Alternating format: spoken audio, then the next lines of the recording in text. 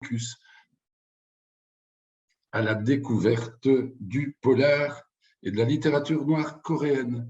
J'en profite déjà pour remercier les partenaires qui ont monté cette opération, Quai du Polar, bien sûr, Matin Calme, la maison d'édition française qui publie que du noir coréen, l'Institut français de la ville de Lyon et la métropole de Lyon.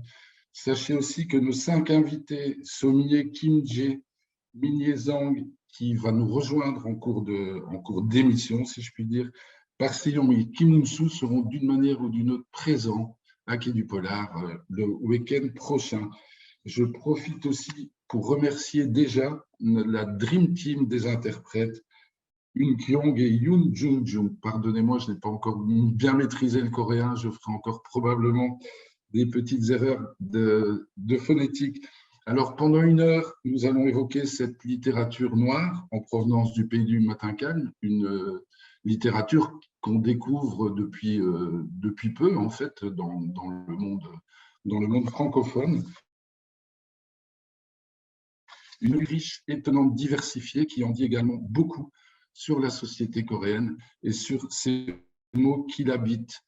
Alors, dans la deuxième partie de cette rencontre, nos invités évoqueront leur dernier roman, paru chez Matin Calme, dont certains, pour la première fois, édités en français, à savoir Bonne nuit maman pour Sommier, L'île des chamans pour Kim Jae, Insecte pour Minye Zhang, Je t'aime Ria pour Park Se-young et Le placard de Kim Moon-soo.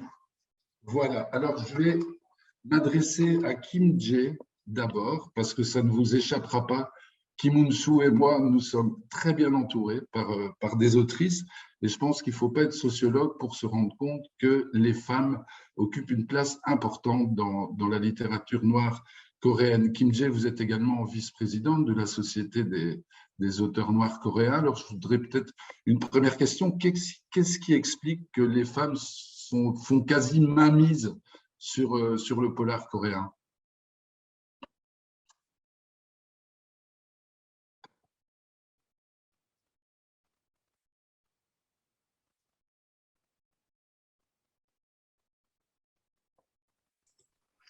En Corée,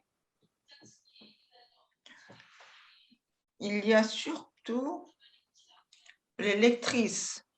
C'est les femmes lectrices qui lisent beaucoup. Donc, il y a beaucoup les œuvres qui parlent de la place des femmes et aussi les mystères, en fait, avec les personnages féminins sont très populaires et aussi il y a des mouvements féministes en Corée. Donc, on parle davantage également des voilà, situations des femmes en Corée. Et c'est vrai que cet engagement, en tout cas féministe, à travers vos œuvres respectives, c'est assez important. Est-ce que historiquement, c'est un phénomène assez jeune, la place des femmes dans la littérature noire? Est-ce que c'est un phénomène récent?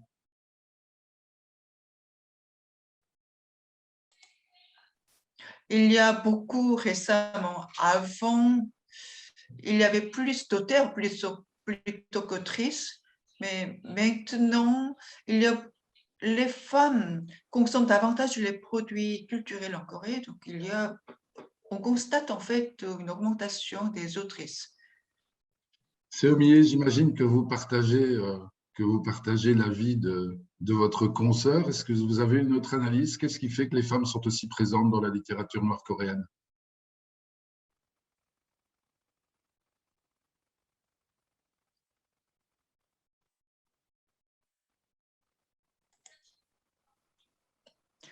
C'est vrai qu'il y a plus de femmes qui lisent, il y a plus de lectrices que lecteurs, mais également le récit et, et ne traite plus, ne se passe plus au niveau national ou étatique. On se penche davantage sur des sujets personnels. Donc, il y a plus de récits plus intimes, plus psychologiques. Donc, je pense que ce sont des sujets qui se prêtent plus au traitement par les autrices.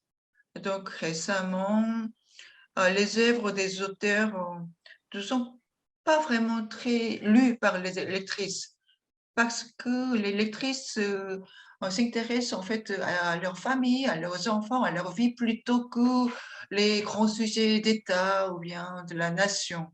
Donc, je pense que dans ce sens, en fait, les autrices fournissent plus de produits culturels adaptés à leur goût. Alors, on va demander tout de suite après une petite seconde, Kim Eun-soo, votre avis, parce que ce serait intéressant. Park Seo-yeon, qu'est-ce que vous pensez de ces deux analyses? Vous partagez cet avis? Qu'est-ce qui fait, vous aussi, vous êtes une jeune autrice? Je pense que je suis tout à fait d'accord. En fait, mes deux collègues ont très bien décrit la situation. Si j'ajoute un peu, je pense que les femmes réagissent plus sensiblement à la peur et aux terreurs. Et aussi, elles ont, en fait, de manière générale, les personnes qui sont plus imaginatives et qui sont plus sensibles à la peur, aux terreurs, réagissent à la littérature noire. Et je pense qu'il y a une plus grande proportion de ce genre de personnes chez les femmes. Bien sûr, on ne peut pas généraliser. Et ça voudrait dire, pour rebondir sur ce que vous dites, qu'il est plus… Alors, vous allez me dire, c'est un lieu commun, parce que je pense que c'est valable dans pas mal de pays, malheureusement, que dans la société qui est la vôtre, la société coréenne, il est plus difficile d'être une femme.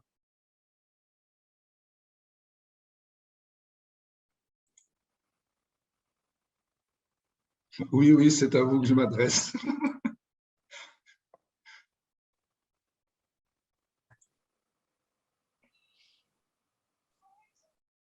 Dans la société aussi, sur le plan économique, les femmes sont plus désavantagées et défavorisées. Également, il y a beaucoup de féminicides. Bien sûr, je pense que ce n'est pas une situation exclusive à la Corée, c'est plutôt universel.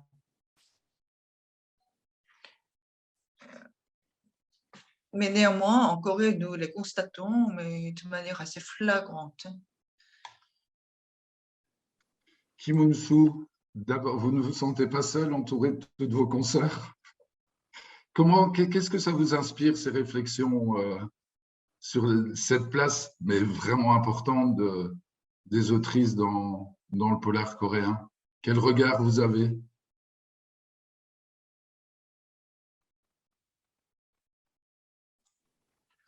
Je ne sais pas pour les autres pays, en Corée, les femmes sont supérieures aux hommes en Corée. Mais encore,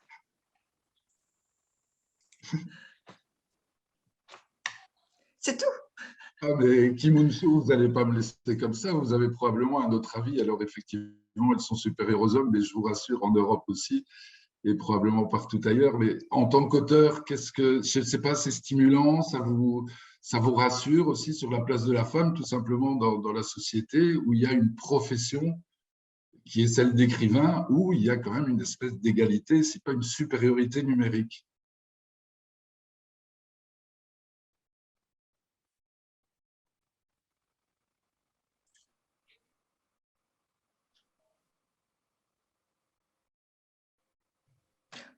Les Coréennes sont excellentes. Donc, quand je vais à l'étranger, on me dit de quoi vous êtes le plus fier de la Corée? Moi, je dis la cuisine coréenne et aussi Hangul, l'écriture coréenne. Pourquoi la cuisine coréenne est excellente? Parce que les femmes coréennes sont très intelligentes et en grand potentiel, mais dans l'époque de Joseon de Goryeo, la seule matière dans laquelle elles pouvaient être excellentes était la cuisine.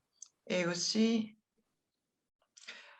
par rapport à la sensibilité, je pense que les hommes sont peut-être moins compétitifs, plus défavorisés. Vous êtes vous êtes un vrai gentleman.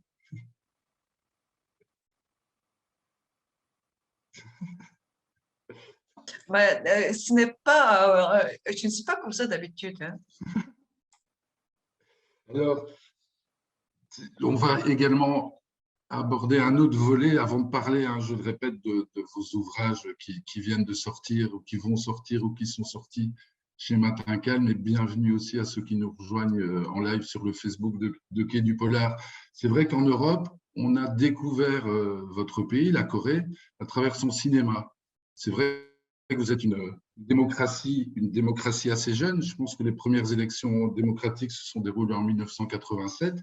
Et dès le début des années 90, il y a énormément de cinéastes que vous connaissez beaucoup mieux que moi, Bong Joon-ho, Kim Ki-duk, Park Chan-wook, Kim Jin-woon, etc., qui ont sorti des films souvent excessivement violents, mais aussi pour affirmer une identité face à l'histoire compliquée de votre pays. Alors peut-être à tous les quatre, et on peut faire un tour de table, votre sensibilité propre en tant que citoyen coréen et vos rapports avec le cinéma.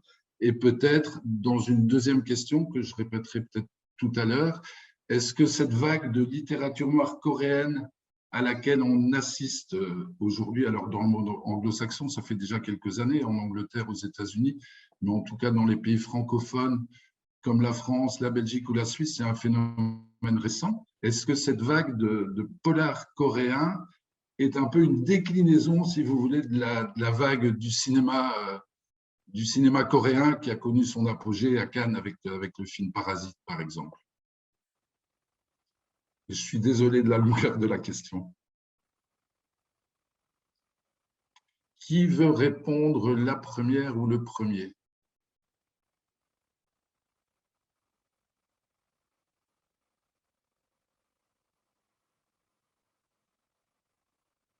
Sommier?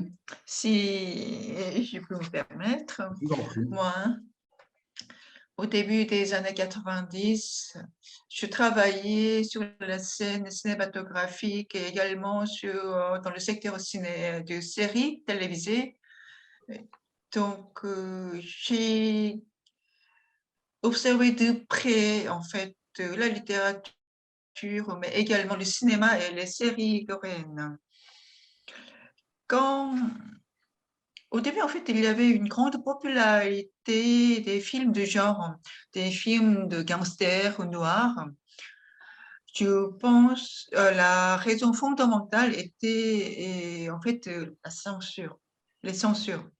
Parce qu'il fallait créer des œuvres, mais à l'époque, on ne pouvait pas traiter tout. On pouvait traiter en fait des sujets sexuels ou violents, mais on ne pouvait pas tellement traiter des sujets politiques ou bien en fait des relations très profondes entre les personnes. Donc avant les années 2000, les seuls sujets que le cinéma pouvait traiter étaient le sexe et aussi la violence. Donc quand on regarde en fait l'évolution du cinéma coréen, en fait les films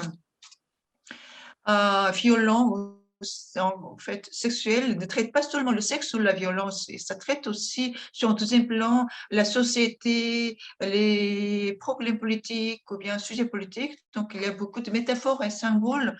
En fait, les auteurs étaient obligés d'utiliser les métaphores ou les symboles et être très attentifs dans la situation de censure. Donc dans cette situation, il y a beaucoup de réalisateurs qui ont montré en fait leur talent. Ils ont étudié à l'étranger, ils ont fait les études à l'étranger, ils ont en fait fait exploser leur créativité en vivant la situation de la Corée dans la société coréenne, et ils ont traité en fait les sujets les plus lourds ou les plus peut-être honteux dans leurs œuvres. Maintenant, il y a la grande popularité de K-drama, donc les séries coréennes. Et maintenant, on parle de K-thriller, donc le polar coréen. Donc, je trouve que en fait, en Corée, on est obligé d'exprimer indirectement. Donc, dans les séries coréennes, et les séries montrent en fait des aspects très dynamiques et très forts. Et avec le relâchement de censure, les séries coréennes ont gagné de la force parce qu'il pouvait traiter de plus en plus de sujets différents. Et aussi, ce grand potentiel qui était latent dans les séries coréennes est exprimé par le polar coréen. Parce qu'en fait, ces polars sont en fait transformés en films et aussi des séries coréennes. Est-ce que Kim Jae ou Park Se-young, vous voulez réagir, ou même Kim Eun-soo, sur peut-être voilà, cette émergence du cinéma coréen, peut-être l'influence sur vos œuvres respectives? Kim Jae, peut-être? Voilà. Je pense que il y a Blackpink et BTS, comme vous savez, qui font la promotion de la musique coréenne. Et je pense que notre culture est aussi différente des autres pays asiatiques. On pense beaucoup à la famille, et puis on a été colonisé. Et puis il y a aussi des aspects très coréens, surtout autour de la famille, parce qu'on a envie d'être un famille, etc. Du coup, je pense que c'est un sujet qui peut être très fascinant. Et c'est pour cela que je pense que les séries coréennes et les thrillers coréens sont très intéressants et attirent l'attention des lecteurs. Park Se-young, quel est votre... vous êtes fan de cinéma coréen? Quelle est l'influence du cinéma sur, je sais pas, votre écriture, par exemple?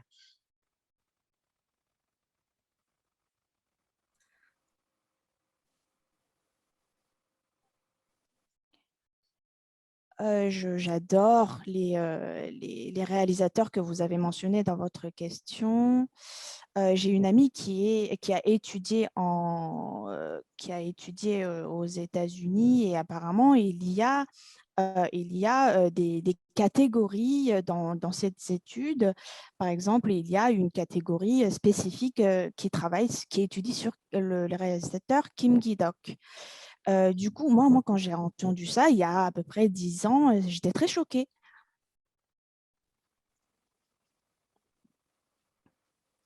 Mais d'après mes connaissances, il y a eu un mouvement MeToo autour de Kim Ki-dok.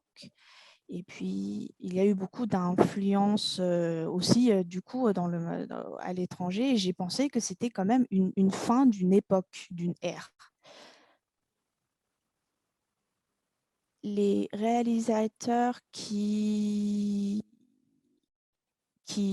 mènent cette vague de la K-movie, je pense qu'ils sont vraiment, ce sont des génies, etc. C'est vrai. Mais comme l'a dit Madame Kim Jae, je pense qu'il y a une particularité des hommes coréens qui vient du service militaire obligatoire. Par exemple, le réalisateur Park Chan-wook a réalisé le film JSA qui parle d'un environnement dans l'armée. Et je pense qu'il y a une particularité sombre qui vient des jeunes hommes coréens qui a été créée par l'expérience de l'armée. Et cette expérience est en quelque sorte exportée à l'international. Je pense que... et j'ai envie de profiter de cette occasion pour vous présenter une autrice qui s'appelle Lee Kyung-mi. Elle a diffusé une série sur Netflix. Et puis, juste avant, elle avait elle a réalisé un film qui s'appelle Il n'y a pas de secret. Ça parle d'une femme qui recherche son enfant qui a disparu. Ça parle aussi un peu de politique et de la vie privée. Donc, c'est très aussi, il y a beaucoup de métaphores, il y a beaucoup de symboles. Je sais que je me suis un peu éloignée de la question originale, mais je pense qu'il y a beaucoup d'œuvres qui reflètent la société coréenne. Donc, j'espère que vous aurez l'occasion de les voir. Alors, juste avant de m'adresser à Kim Moon-soo, je profite aussi de l'occasion pour mentionner qu'il y aura une soirée du cinéma coréen à Quai du Polar, donc le week-end prochain, avec 2 films. Et le film de Park Chan-wook, John Security Area, qui parle effectivement du service militaire et de la frontière entre la Corée du Sud et la Corée du Nord, qui est un film absolument admirable et très bouleversant, surtout dans sa dernière moitié. Et également, le film, moi, je pense que c'est un des films de vengeance les plus incroyables que j'ai jamais vus. C'est le film de Kim Ji-won, I Met the Devil, J'ai rencontré le diable. Et je profite également de l'occasion pour accueillir Zhang Millet. Bonjour Zhang Millet, vous allez bien? Ah, je ne sais pas si vous entendez. Ah, voilà. Bonjour et Je enchanté. suis vraiment désolée, je m'étais trompée de salle. Voilà, Tout va excusez-moi. bien. Alors, juste pour que vous soyez dans le débat, on était en train de parler du cinéma coréen. 지금 한국 영화에 대해서 얘기를 나누고 있었거든요. Et je vais juste m'adresser à Kim Moon-soo parce que 이제 vous, 김원수 작가님께 이제 c'est vrai, 여쭙겠는데요. à travers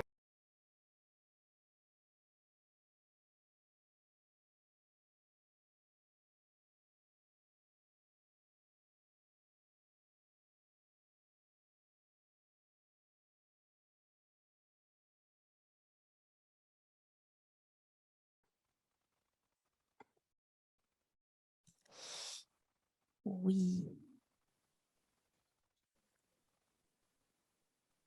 Quand je vais dans des réunions avec les éditeurs, je dis souvent le suivant. Quand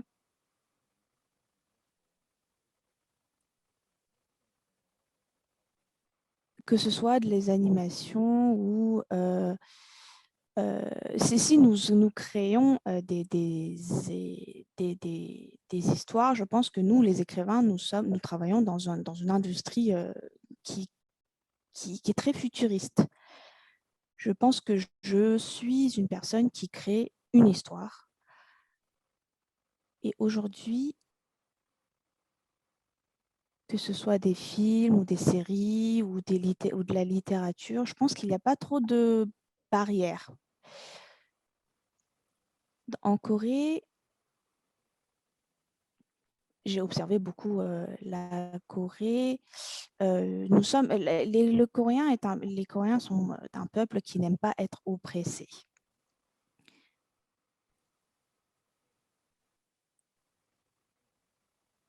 Je pense que on n'aime pas l'autorité et donc c'est pour ça qu'on aime les films de genre, de la musique coréenne ou le cinéma parce qu'il n'y a pas de barrière et ce sont des industries qui évoluent très très vite. Je sais que l'histoire du cinéma est très courte en Corée, mais je pense ça se développe à une vitesse incroyable. Merci beaucoup. En parlant d'oppression, je vais m'adresser à Zhang Millet, que je ne vois plus à l'écran. Ah, mais si vous êtes là, juste devant moi, pardonnez-moi. Et donc, comme je le disais en début d'émission, si vous voulez, on va maintenant aborder vos derniers romans, en tout cas parus en français. Et comme vous êtes trompé de salle, je vais commencer par vous, si vous voulez bien, pour évoquer Insectes. Et je vais faire une toute petite présentation. Vous êtes romancière et vidéaste, et Insectes est votre premier roman à être publié en français chez Matin Calme, où vous racontez le désespoir d'une jeunesse coréenne dont la société est bien incapable de prendre soin et de protéger. Vous faites notamment allusion aux autopsies non faites sur un nombre considérable de victimes enterrées sans le moindre examen médical, et vous racontez l'histoire de 2 adolescents, alors une histoire de disparition, dont l'un est passionné par les insectes. C'est aussi une belle métaphore, en tout cas qui m'a beaucoup touché en tant que lecteur. que cette chrysalide pour symboliser la transformation entre un adolescent et un adulte. Alors, c'est vrai que votre récit est assez sombre, excessivement violent, vous n'épargnez rien ni personne, mais on sent à travers votre écriture une réelle empathie pour la jeunesse coréenne. Il y a aussi question de violence faite aux jeunes, aux enfants, de pédophilie aussi, avec un sens du rythme assez frénétique et une approche originale, à savoir ce monde des insectes dont certains permettent de remonter à l'heure du décès. Alors, une toute petite dernière pendant que la traduction arrive jusque chez vous. Quel a été le point de départ? Kim Il-sung parlait de métaphore ou Seomier pour un peu parler de la société coréenne. Qu'est-ce qui vous a donné envie de faire finalement de ce monde des insectes un des personnages finalement principaux de votre roman?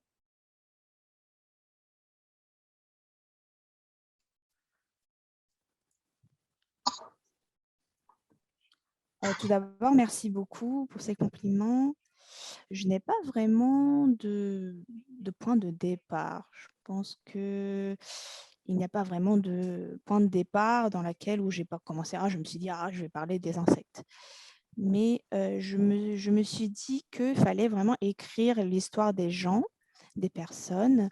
Ce n'est pas non seulement en Corée, mais aussi dans le monde entier. Il y a beaucoup d'histoires de crimes autour des enfants. Mais je pense qu'il y a beaucoup de points de vue, mais selon ces points de vue, je voulais me concentrer sur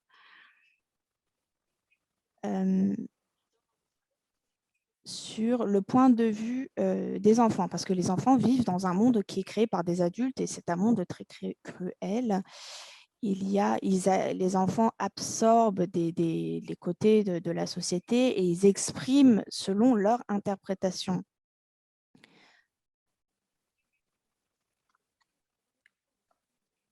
Il y a beaucoup de gens qui disent que oui, il faut durcir la loi contre les crimes commis par des enfants, des adolescents, mais il n'y a pas beaucoup d'adultes qui s'excusent auprès des enfants parce que les adultes ont créé ce genre de société cruelle. Je pense qu'il y a des éléments qui ne sont pas très confortables à aborder. Et puis, on essaie, dans ces cas-là, on essaie de les exclure de la société, comme si c'était des insectes, des cafards, en fait, comme si on voulait enlever des cafards, détruire les cafards. Du coup, c'est comme ça que j'ai commencé à construire l'histoire. Et au fur et à mesure de l'évolution de l'histoire, je me suis vraiment impliquée dans toute la facette des insectes. Et je pense que c'est comme ça que j'ai pu ajouter de la chair dans la structure de mon histoire. Une petite dernière question, si vous voulez, Jean Millet, avant de passer la parole à vos consoeurs et confrères. Vous avez fait des recherches spécifiques sur le monde des insectes. Qu'est-ce que vous avez découvert, par exemple, que vous ne soupçonniez pas et qui a nourri votre roman?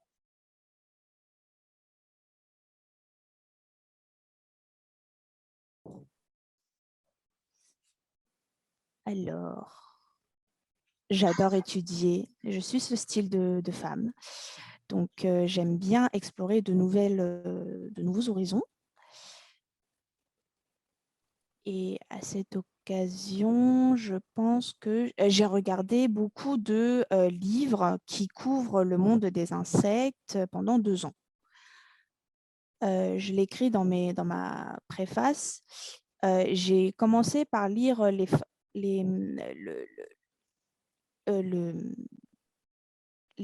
bouquin sur les insectes de Fabre, excusez-moi. Oui. Et c'était mon point de départ. Voilà. Merci beaucoup. Je vais continuer par Si Young et je vais faire une rapide présentation également et bienvenue à vous toutes et tous qui nous rejoignez en direct sur le live Facebook de Quai du Polar. Alors vous avez quand même un début de carrière assez vertigineux. En 2007, vous remportez le prix de la littérature Young Adulte La même année, le prix, alors je vais peut-être écorner le mot, pardonnez-moi, Munak Dongne de littérature adolescente avec un recueil de poèmes. En 2015, également un concours de nouvelles pour la littérature, pour une revue trimestrielle de littérature engagée. Et surtout, en 2018, vous publiez L'ouvrière sur le toit, qui se déroule dans les années 30 et qui s'inspire de l'histoire vraie d'une ouvrière qui a manifesté contre l'occupation japonaise en montant sur un toit. Et là aussi, vous avez également recueilli un prix prestigieux. Alors, ce qui est intéressant quand on connaît un peu votre background, c'est qu'on retrouve tout ça en filigrane dans votre premier roman publié en français également chez Matinken qui s'appelle « Je t'aime Ria ». En tout cas, on retrouve cet engagement féministe qui raconte l'histoire de deux sœurs dont la narratrice apprend au début du roman le décès par gaz, un suicide de sa petite sœur qui est une influenceuse et une star des réseaux sociaux. Alors, aidée par un correspondant anonyme, la grande sœur ne croit évidemment pas au suicide. Bon, ça, c'est les clés du roman noir et va mener l'enquête. Alors, vous mettez en lumière les maux de la société coréenne et de sa jeunesse dépressive, harcelée, l'addiction aux réseaux sociaux, la culture de l'image, la chirurgie esthétique et même les funérailles numériques. Et je termine, vous parsemez également votre roman de référence biblique avec Marie et sa sœur Marthe, pour faire un parallèle avec les deux sœurs. Et de manière plutôt subtile, enfin, en tout cas c'est comme ça que je l'ai perçu, c'est aussi un hommage à Sylvia Plath, l'écrivaine anglophone qui s'est suicidée à l'âge de 30 ans à la Gazinière et qui est une figure emblématique, ou en tout cas une icône dans le monde anglophone du féminisme. Alors, est-ce que vous vous êtes servi des codes du polar pour signer un roman féministe?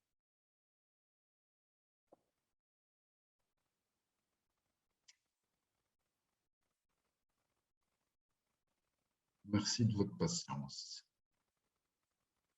Ah, vous souriez.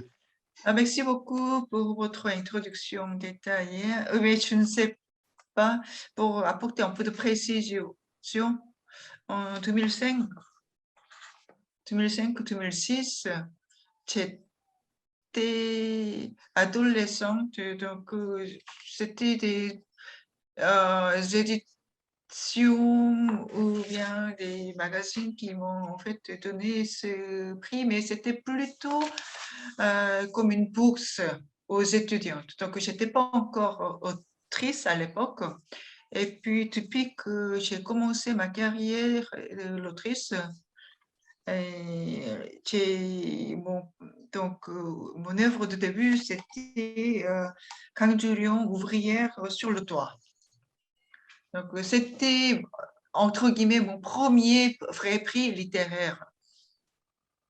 Comme vous l'avez dit, à travers la littérature, je voulais en fait présenter des récits de femmes inconsciemment, je pense. Depuis le plus jeune âge, je m'intéressais à la littérature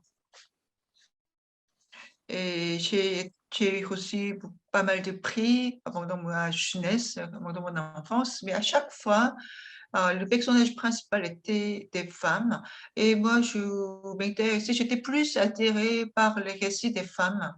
Donc, j'essaie de plusieurs genres, mais dans chaque genre, je pouvais raconter des histoires de femmes.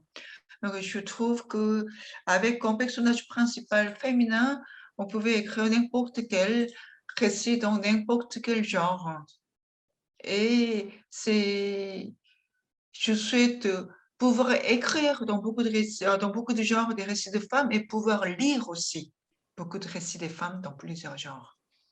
Et par rapport à une petite dernière question, si vous voulez bien, est-ce qu'on peut voir aussi ce roman, Je t'aime Ria, comme un hommage à Sylvia Plath?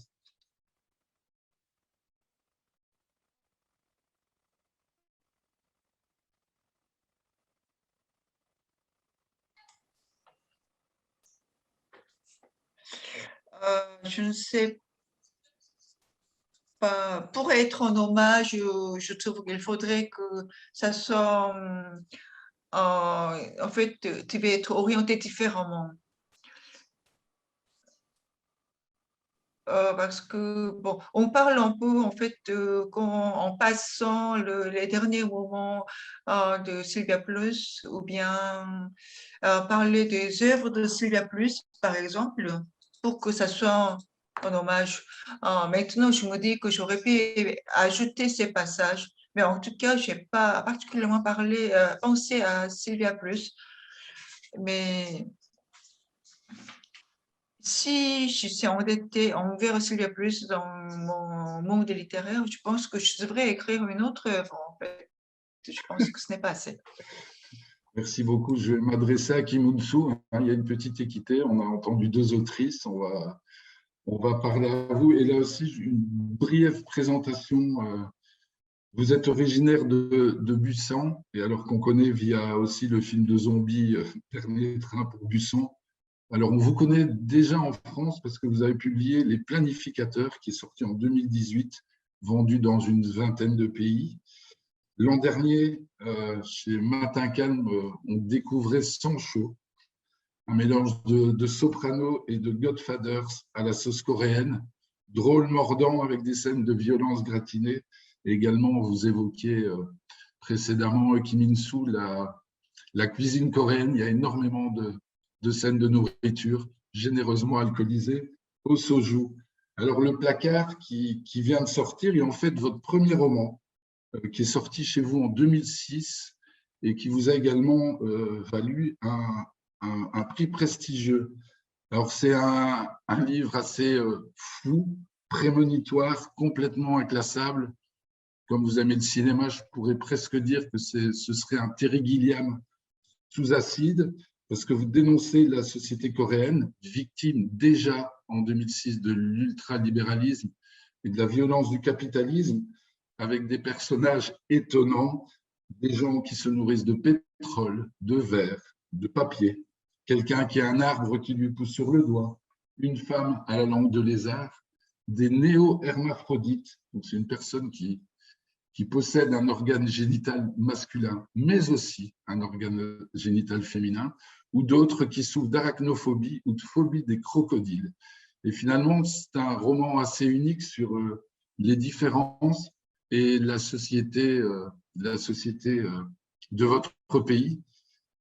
Et je voulais vous demander, Kim In-soo, quel était votre regard assez désespéré et mélancolique sur votre pays quand vous avez écrit Le Placard, et quel regard portez-vous 15 ans après sur cette même société?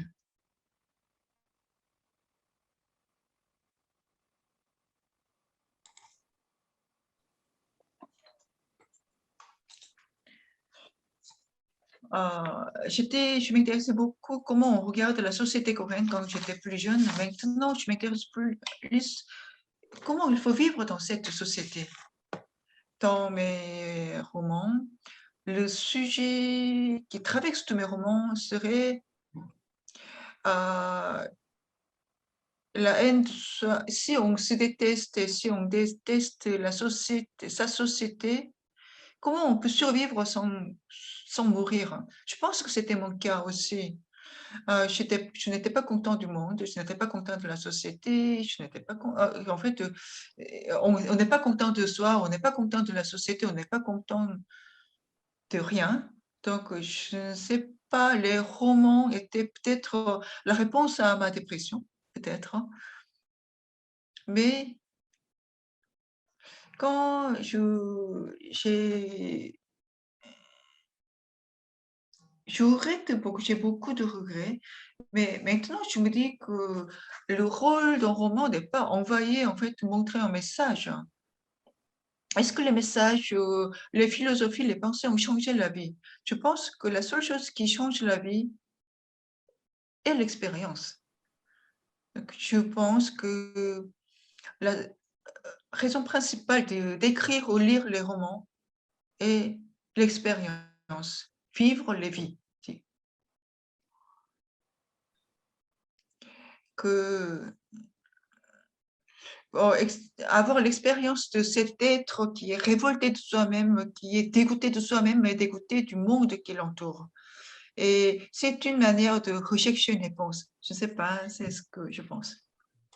Mais vous êtes conscient, ce sera ma dernière question qui me souffle, avec le placard, d'avoir écrit un livre qui ne ressemble à nul autre. C'est quelque chose, ce mélange un peu de science-fiction, de solitude extrême, de ces symptomatiques qui sont finalement les exclus de la société. Est-ce que vous vous sentiez, à l'époque, exclu aussi de la société de votre pays?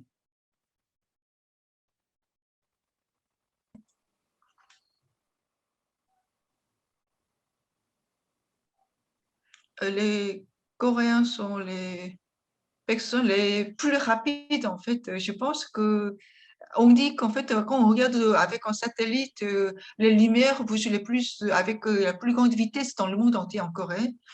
Et aussi, les Coréens ont en fait obtenu un développement en 40 années, alors qu'un développement équivalent qui était obtenu plus de 100 ans à l'Occident. Donc, dans cette société à une vitesse qui bouge à une vitesse très élevée, mais ça me donne en fait un très grand choc et pression aux individus.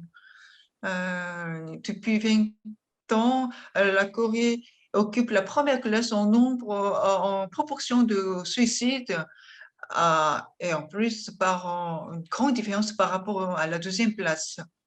Donc, alors quand je suis venue en Europe, j'étais très étonnée parce que tout était lent. Les gens étaient lents, le service au café était lent, tout était lent. Alors qu'en Corée, je pense que c'est une société sous une énorme pression. Ouais. Et c'est aussi, pour rebondir, vous parliez malheureusement du taux de suicide élevé, c'est aussi un pays où le taux d'endettement est aussi le plus élevé, et c'est aussi ce qui crée de nombreuses inégalités. Des gens sont obligés de faire 1, 2 ou 3 travails pour payer l'opération d'un enfant ou les études.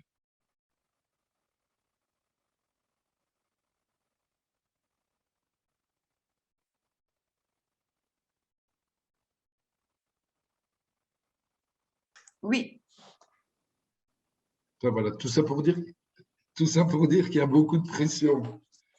Sommier, allez-y, Kim Il-soo, si vous vouliez ajouter quelque chose?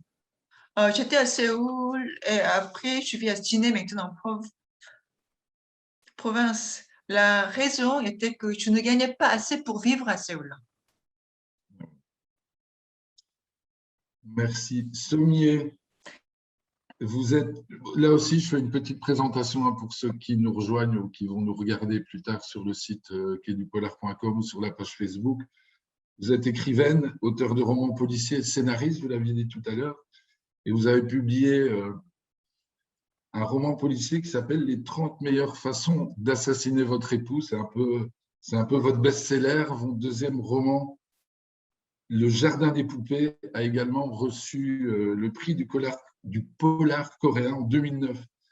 Alors, on vous découvre l'an dernier avec Bonne nuit, maman, un premier roman publié en français qui a été présenté à raison comme une version coréenne du film de Jonathan Demme, Le silence des agneaux, et qui raconte le destin particulier de la petite Ayeong, qui vit avec son père depuis le décès de sa maman et de ses grands-parents, avec sa belle-mère, qui est criminologue, sollicitée par un serial killer. C'est à mon sens la seule comparaison avec Le silence des agneaux, parce que vous focalisez aussi sur le récit de cette gamine bizarre aux pulsions étranges. Alors, ne le répétez à personne, Sommier, mais j'ai eu la chance de lire la suite déjà. Chute, c'est un secret, qui sort le 7 octobre. Et là, on comprendra, sans rien révéler, je vous le promets, les origines de celle qui est désormais adolescente et où vous, à mon sens aussi, vous êtes encore plus engagé, où vous dénoncez les violences domestiques et le patriarcat. Mais j'ai lu dans un entretien, et c'est peut-être une question générale aussi, que le point de départ de Bonne nuit, maman, vous avez découvert l'existence, pardon, j'y arriverai, d'une serial killeuse, d'une jeune gamine serial killeuse, et c'est ça qui vous a donné envie d'écrire Bonne nuit, maman. Alors peut-être si vous pouvez répondre à cette question. Et ensuite, il s'agit d'une trilogie, hein, donc vous êtes en train de mettre une trilogie. Et si dès Bonne nuit, maman, vous êtes dit, je vais développer, si vous voulez, comme une série télé, l'histoire de cette jeune fille et de la société de mon pays en 3 volumes. Et là aussi, merci de votre patience. La question est longue, la traduction arrive.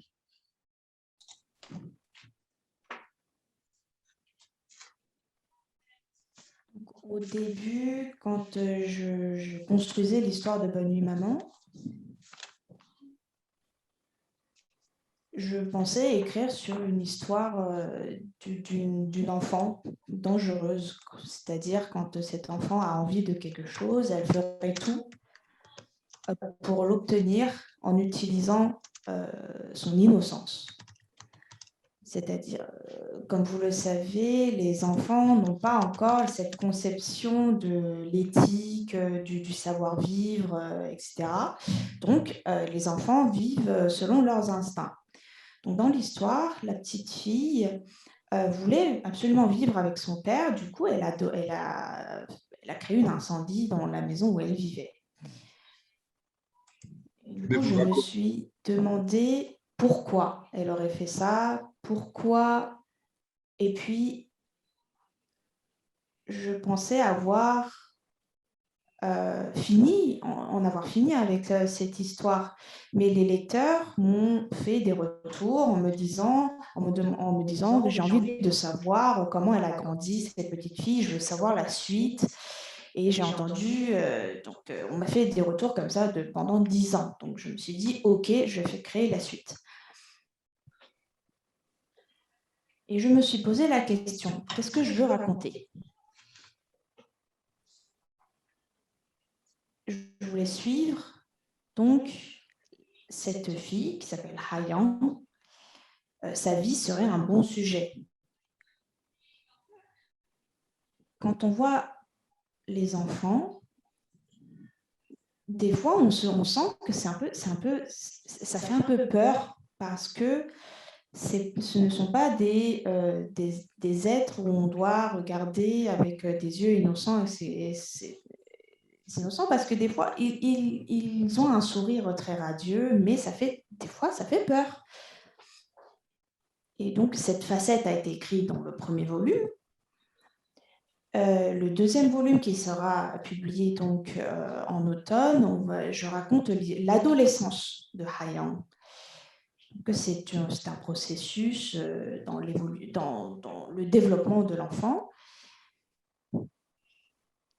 Et l'histoire, j'ai beaucoup réfléchi à comment décrire cette partie de sa vie, parce que c'est une période où on réfléchit à comment vivre, à comment s'intégrer dans la société.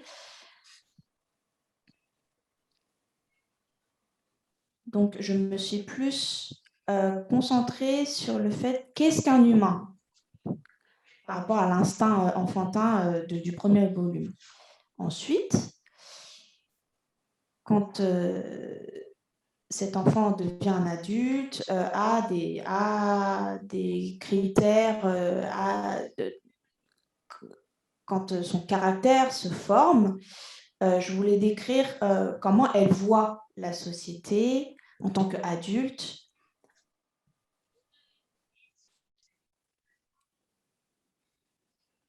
Je pense que l'être humain est vraiment horrible. L'être le plus horrible de la Terre. Je pense que s'il n'y avait pas d'humains sur Terre, je pense que tout le monde serait heureux. Et du coup, en ce moment, comme vous pouvez le voir, en ce moment, les hommes sont limités dans le mouvement, dans les voyages, etc. Donc, les animaux ressortent de la nature. Et comme on peut le constater, c'est à cause des humains que la Terre entière se pollue. Donc, ce que je veux dire, c'est qu'est-ce qu'un humain? Je voulais décrire ça, expliquer ça à travers Hayan, donc l'héroïne de l'histoire. Comment devenir un être humain? Comment être un être humain? Et je pose surtout la question, qu'est-ce qu'un humain? Monsieur Kim On-soo a dit tout à l'heure qu'un être humain était un être très dégoûtant et je suis vraiment d'accord sur ce point de vue. Je suis une des personnes qui veut l'extinction de l'être humain pour que la Terre continue à vivre. Donc, c'est pour ça que j'arrête pas de me questionner sur qu'est-ce qu'un être humain, et c'est pour ça que je continue à écrire cette œuvre. Une petite dernière, Sommier. Est-ce que c'est vrai qu'il 질문 하나 더 드릴게요. va avoir une adaptation série télé de Bonne Nuit Maman? 이게 잘 자요 엄마가 드라마로 만들어질 거라고 들었는데 사실인가요?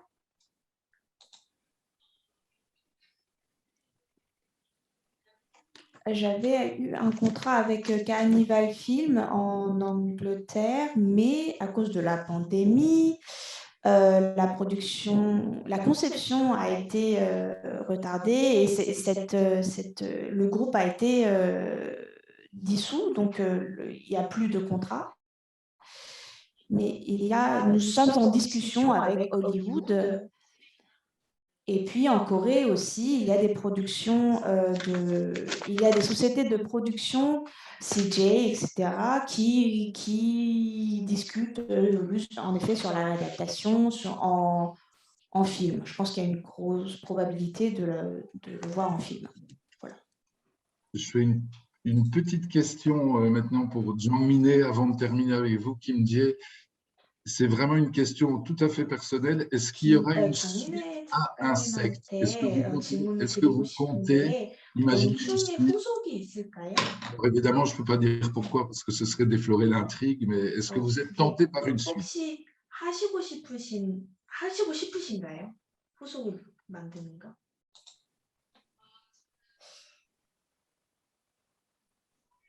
Alors,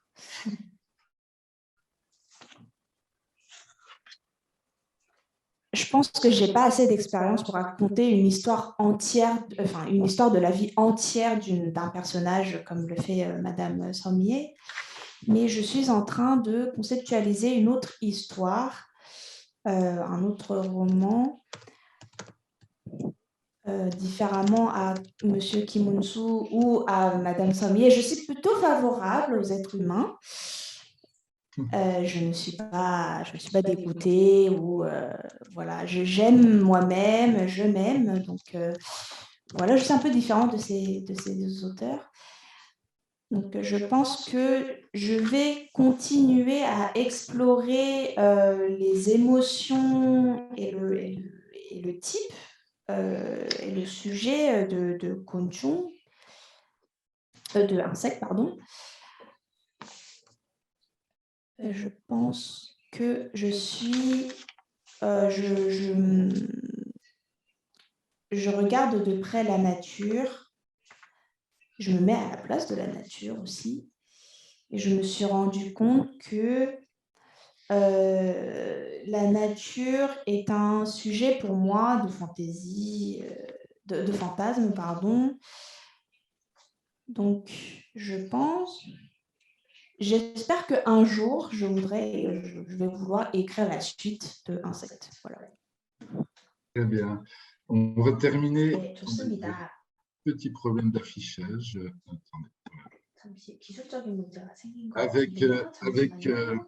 avec Kim Jae, alors vous 네, vous êtes fait 김재희 connaître 작가님을 avec votre 뵙지 premier roman, 않고 L'assassinat d'Indy Jae-young, salué comme un chef-d'œuvre. Je suis désolé d'avoir écorné le titre. 말씀을 나눠보도록 하겠습니다. Et 제가 vous avez 좀 발음을 commencé votre 잘못한 것 carrière 같은데 dans 어쨌든 Le Monde 혼인적 d'avant, 강탈 사건에 대해를 avant de 그때 devenir 힌트가 autrice 쳤잖아요. et scénariste. Voilà, j'ai coupé. 그리고 Et on fait connaissance avec L'île des chamans, donc votre premier roman, 이제 선 짓다 avec le profileur Kim DP를 Seul. 하셨는데요. Alors, dans 김성 L'île des chamans, 프로파일러 얘기를 le profileur quitte Séoul 다루는데 pour débarquer sur l'île de Sambo afin d'enquêter sur la disparition de 성보섬에 3 femmes. 가서 Et au fil de 3명의 l'enquête, 여성의 il est 실종 victime 사건을 d'un 다루는 terrible cauchemar, sa 얘기인데 mémoire 굉장히 se réveille 악몽을 et 많이 il doit 하게 affronter ses pires 되면서 démons sur fond de rites 정말 ancestraux 두려워하는 et 그런 de 기법들이 cérémonies chamaniques. 직면을 하는 Alors, 그런 je voulais 경험을 vous 하게 demander, 되는 굿 얘기도 Kim Jae, 나오는데요. si, 김재 작가님께 드리고 싶은 si cette 질문은 forme, cette grammaire de la littérature noire 이 vous a 느와르 permis 문학의 d'aborder également 장르를 ce qu'on connaît peu, en tout 통해서 cas chez vous et en 우리가 Europe, c'est-à-dire 유럽에서는 잘 le 모르는 그런 chamanisme et les rites 시대가 그러니까 예를 ancestraux 들어서 très présents 굿에 dans la 대해서 société de votre pays. 말씀하실 수 있는 그런 기회가 됐다고 생각하시나요? J'étais vraiment surprise. En Corée, il y a beaucoup de chamans sur YouTube. Beaucoup de gens regardent ces vidéos et il y en a beaucoup qui se font avoir. Et quand j'ai discuté avec les éditeurs, m'a dit que en fait, en France, il n'y a pas beaucoup de rites chamaniques, etc. C'est pour ça que j'ai changé un petit peu le titre et il y a eu beaucoup de bons retours. En Corée, en tout cas, il y a beaucoup de chamans, il y a beaucoup d'escrocs parmi les chamans. Donc, c'est une culture qui est très traditionnelle, propre à la Corée. Et puis, d'un autre côté, il y a les inspecteurs. Il y a des inspecteurs qui font leurs enquêtes à base de preuves scientifiques, logiques, etc. Mais il y a un petit côté qui disent que moi aussi, je peux être chaman, etc. J'ai des dons, etc. Donc voilà, c'est très coréen comme culture, comme vous pouvez le constater. Je ne pensais pas du tout que ça allait avoir un bon retour en Corée. C'est peut-être parce qu'il y a ce côté très coréen que ça a bien marché en Corée, je ne sais pas. Alors, il y a aussi, j'étais aussi très contente de pouvoir présenter cette facette de la culture coréenne à l'étranger. Voilà. Est-ce que vous êtes rendu sur l'île de Sambo pour faire des recherches? Expliquez un peu cette phase préparatoire, parce que là aussi, hein, c'est très, très cinématographique. On a presque l'impression de se balader au bord de la mer et de sentir le vent salé. Qu'est-ce que vous avez fait comme recherche, en fait, pour dessiner géographiquement votre roman?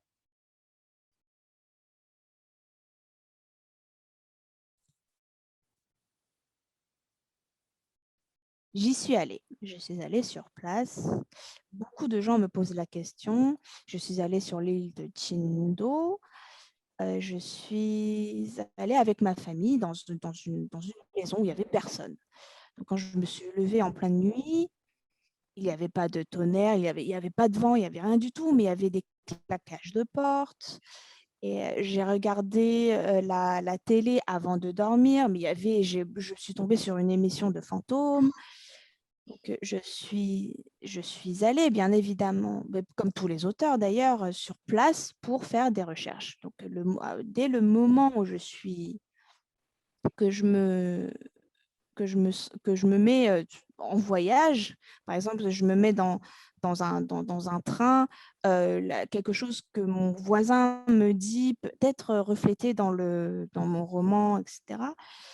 Et je peux voir, par exemple, je peux voir un chien qui est dans le quartier et ce chien peut être introduit dans l'histoire de manière très réelle, etc. Voilà. Merci beaucoup. Je vous propose de terminer cette rencontre encore une fois, en vous remerciant ceux qui vous nous avez regardés et qui allaient nous regarder sur le site ensuite podcastable. Vous fixez rendez-vous à Lyon le week-end prochain et on est impatient de vous retrouver enfin en vrai du 2 au 4 juillet. Remercier Quai du Polar Matin Calme, l'Institut français de la ville de Lyon, la métropole de Lyon, également cette Dream Team d'interprètes, Im Young et Yoon Jung Young, encore une fois, désolé de cet écorchage de nom.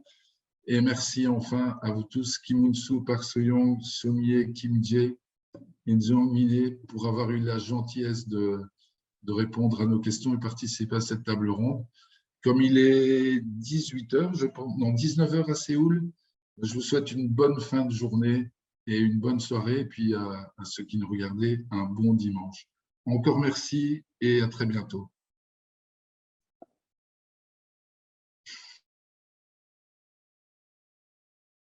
Merci. Merci à vous.